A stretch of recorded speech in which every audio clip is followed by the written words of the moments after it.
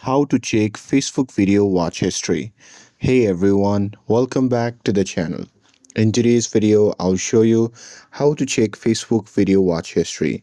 So now without further ado, let's get started. So here, first thing first, open the Facebook app on your phone and make sure that you're logged in to your account. And now here, once you're inside the app, just tap on the three dash icon shown in the top left corner of the screen. And now here from the pop-up menu, just scroll down and tap on settings and privacy. And now here under settings and privacy, just tap on settings. And here in this section, just tap on the search bar at the top and simply search for activity log and tap on it.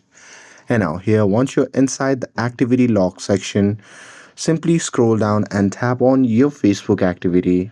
And after that, you simply have to scroll down and tap on manage post.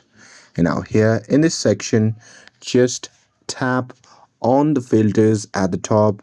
And after that, on the pop-up menu, just select categories. And now next, just tap on the option labeled as videos you have watched. So simply tap on it.